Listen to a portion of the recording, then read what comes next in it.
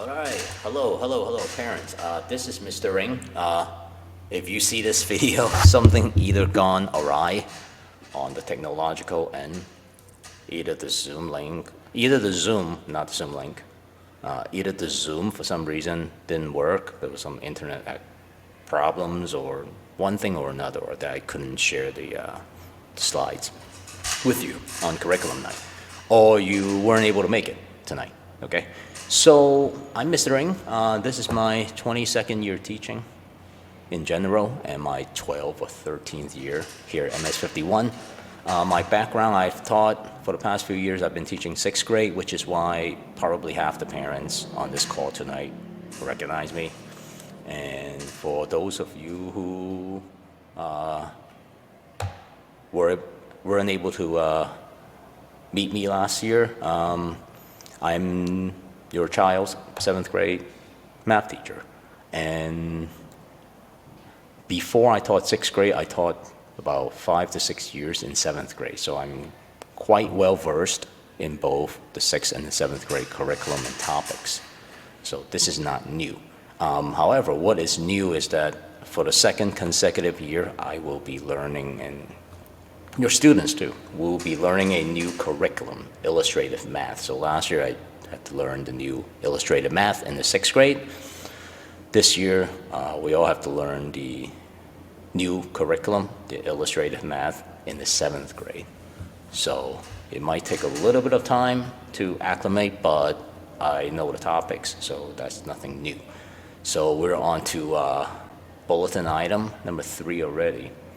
And so this is the curriculum under illustrative math for 7th grade, and it's adjustments that my colleagues and I have made also. So it's a combination of the new and the old, mostly new.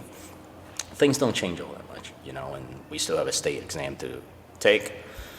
I will explain a little bit more of that later. And so I won't go over each of these because you can just look at it yourself. The only thing I would say is I get questions all the time, when are you going to review for the state exam? And so the state exam reviews at the end of every unit, not like the month before the exam, because that would be incredibly boring for me and your student.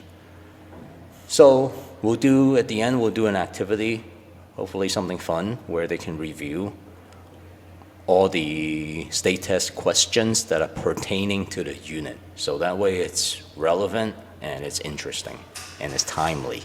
So, all right, after the state exam, the only thing I have to add is after the state exam, the students will be going on a kind of a prep thing for 8th grade algebra, because next year, the year ends not with a state exam, but with the algebra regions. So I think it will be good for them to, get a head start on that. So we will try to reinforce and teach them some of the new basic skills so that by next year they will be ready to go. So that's the aim for this year. Grading policy real quick. Planning and participation, meaning coming to class on time.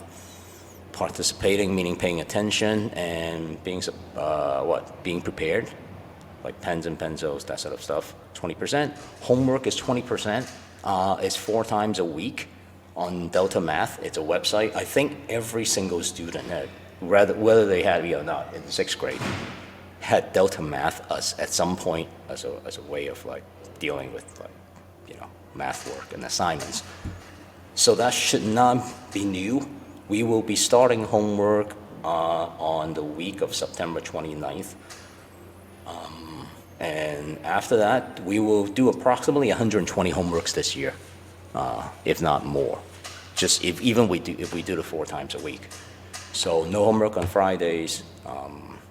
Quizzes, exams, that would constitute 60% of the grade. All right. And so starting in October, you will see the grades, because we still need to get quizzes in and things like that, right? And starting homework, things like that. So you would not start seeing their grades until sometime in October. But once we start, you're going to see your students' grades every 3 weeks. And so you will pretty much know what they have all the time. And how will you see that? I will be posting them on an Excel spreadsheet where their names are hidden and only their last 3 digits of their ID number, also known as the OSIS number, will show up. You will use that. If you don't have that, let me know. I'll provide that for you. And I still believe very strongly, and I think most, like 99% of the parents that I've interacted with in the last 12 years that I've been doing this, seems to like it. For most people, isn't hard to read, and they seem to like it. They like how organized it is, and you will see in a few weeks what I mean exactly. And you could read this, if you want to know why I'm still sticking to like a Microsoft Excel spreadsheet. And these are the reasons, okay? So why don't I move on now to the next topic? Supplies. You don't have to buy this, but it'll be nice if your student has one. On the state test, it's no longer required for a student to bring in their own calculators because it's all online. So the question itself embeds a calculator if that's applicable for the question. So that's not a thing anymore, but it's nice for students to have their own, even though we have tons of calculators in the class. But some of them are in quite a state of disrepair. So, okay, this is homework number 1. I don't know if your students told you this, but they should. This is my email. Send me an email at mrring51@gmail.com. I prefer this rather than Outlook. All right, Outlook is, not the easiest thing to use.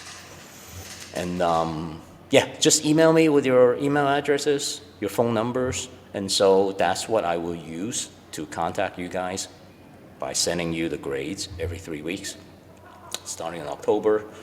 And that will also give your student homework credit on homework number 1, which will be September 29th. Okay, so the deadline for the homework is next Monday. So we're talking about, what's next Monday? Hold on, let's see. It's the 22nd of September. Okay, all right, so this is my email address.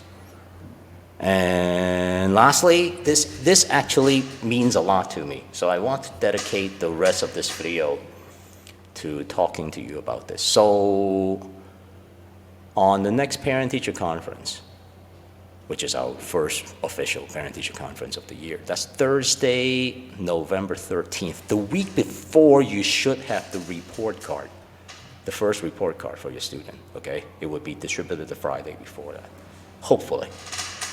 But I need to double check.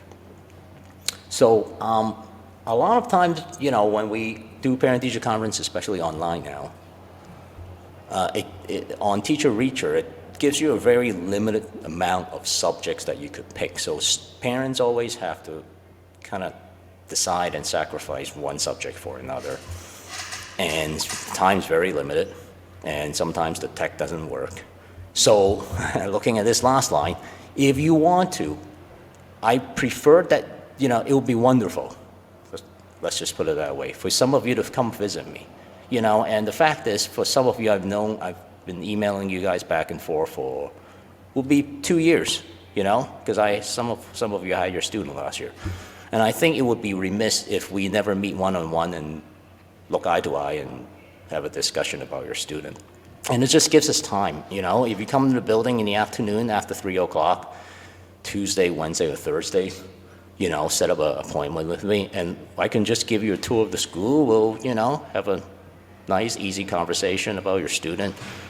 And I think that's better. And I think for some of you, you can't do it. I understand that, the work time and everything.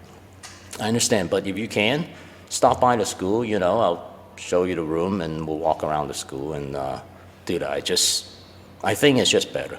I think it's just better. It just also gives me more time to give you a more thoughtful response to what you have to ask me. And, but let's not start now. I think starting in November, I think it would be good for you and I to set up a time. So again, Tuesday, Wednesday, Thursday, anytime between 3 to 4 o'clock, stop by and we could, talk about your student. That way it doesn't have to be on Thursday, November 13th. You know what I'm saying? it doesn't have to, like, oh, if you want to have a phone call instead, we can have a phone call during lunchtime, after school at 3 o'clock. That's fine too. So I think it's just good. I think it's a good way for us to work together and, help your students. So I think that covers everything, yeah. So, okay, that's it. So thanks for watching. If there are any more questions, this is where you can find me. And yeah, all right, that's all I gotta say. Thanks for taking time to listen to me talk here, and we'll talk again. All right, bye now. OMG, that was so good.